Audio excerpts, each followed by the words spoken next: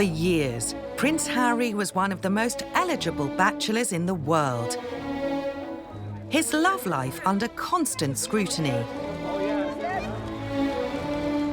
Harry didn't ever seem to settle. I mean, he went out with Chelsea Davy, fantastically glamorous. Then he went out with Cressida Bonus, who was beautiful. And in both those girls, I think he had great relationships, but he was looking for something else. He'd seen his brother's relationship, which was very, very close, very happy. His brother had become a dad. Very special. And I think he was thinking, I like a bit of this, but first I've got to find the right woman. So Harry met Meghan in the summer of 2016. She's great, she's vibrant, she's fun, and Harry's over the moon. My goodness, Meghan changed all the dynamics when she came into the royal family. As a breath of fresh air, as a divorced woman, as an American, as a mixed-race lady, she really did shake the bag up. Well, obviously, Meghan and Harry is a total love story. I mean, they met and about 16 months later, they got engaged. Most of us would think, oh yeah, that's a pretty good time. But of course, in royal circles, that's a fairly short time. Prince William congratulated the newly engaged couple in typical brotherly fashion. Delighted for them both, wishing them all the happiness in this very exciting time. And for me personally, I hope it means he stays out of my fridge. It'll stop him scrounging off all my food he's done over the last few years. But rumours were beginning to circulate in the press about William and Harry's relationship. Were the brothers as tight as people thought? The biggest cause of their so-called rift was Will's tried to warn Harry when he met Meghan not to rush into it. You know, he'd only known her for less than a year when they got engaged. He sat him down and just told him to take it a bit slow, not to run at him. It was all so quick that William and Kate didn't have a moment to get to know Meghan because Harry hardly knew Meghan. And of course, quite naturally, William and Kate would have thought, well, she's been married before, she's older than Harry. I hope she's going to make him happy. Anyone would think that. As I was told it by a number of sources, he went ballistic and said, you're trying to wreck this relationship before it's even started.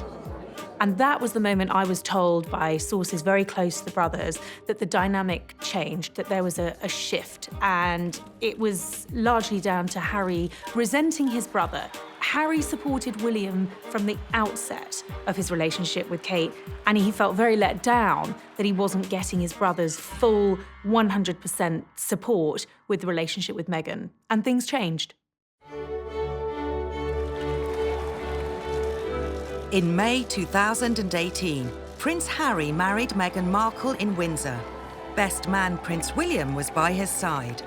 Despite the rumours about the state of their relationship, there was no sign of any rift between the brothers on the big day itself. Harry and Meghan's wedding was just a picture-perfect day in Windsor. It was never going to be as big as William and Kate's at Westminster Abbey. He's not the heir. But it was a great occasion. When he realised that Harry and Meghan were going to get married, I think William did what he knew was the right thing to do, which was to throw himself behind it wholeheartedly. I mean, of course, he was Harry's best man. He organised the stag do the night before the wedding, and he was incredibly supportive, and you could see how happy he was. Who knows what he was thinking privately? They looked like their old selves on that day because he was making Harry laugh in the church, and it was like just two brothers together. The only thing that marred it, of course, was the Markle debacle. Was her dad going to show up in this bizarre few days leading up to the wedding when he was effectively issuing press releases through a website in LA? William told friends when he married it was going to be for life. You know, having gone through a broken marriage, he never wanted to go through that himself. And I think Harry feels very much the same way. And, you know, Meghan, of course, also comes from a broken home. That's something that Harry and Meghan do have in common.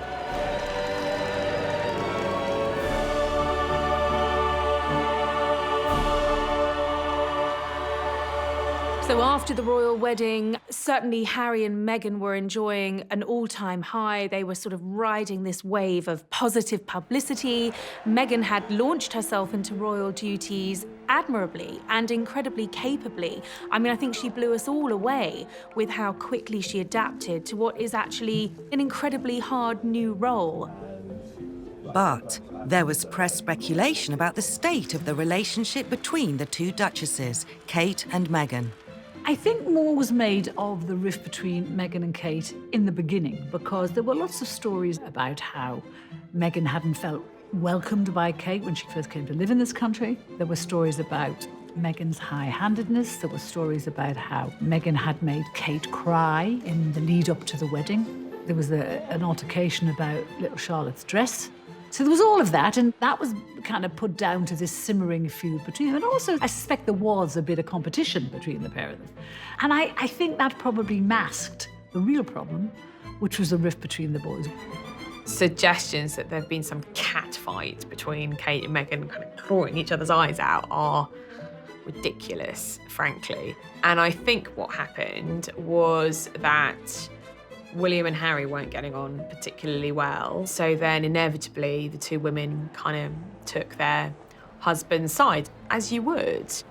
There is never smoke without fire. How true these stories are, possibly you take some of them with a big pinch of salt. And I certainly had been told by very reliable sources that the girls weren't the best of friends, weren't as close as perhaps they might have been, but actually the real issue wasn't between Meghan and Kate, it was between William and Harry. The houses of Cambridge and Sussex joined forces for the Royal Foundation, set up to champion charitable causes. In the press, the two couples were dubbed the Fab Four. There was a projection by the media to sort of create this Fab Four, these four glamorous, iconic royals. I think the press wanted this solid unit of the new Team Windsor to take the royal family forward into the next century. But that wasn't to be. We could make a real impact. Someone actually asked them, have there been fights and disagreements? Working together as family, do you ever have disagreements about things? Oh, yes. Everyone looked so awkward and uncomfortable, and Kate was fiddling with her hair, and Meghan looked... It was kind of quite embarrassing, because clearly there had been a lot of arguments. OK, the last thing you disagreed on, how do you resolve it? They come so thick and fast. But is it resolved? We don't know. Oh, we don't know? Well, you're putting on a great show if it's not. And I thought then, it is never going to work. We're stuck together for the rest of our lives, so... The question in the media remained, was there actually a rift between William and Harry? William has come to terms with the fact that his brother is now married. He's very much his own person and basically stepped back and let Harry do his own thing. So I think the relationship has improved a lot, but it certainly went through a very, very difficult stage. And was there a rift? Absolutely.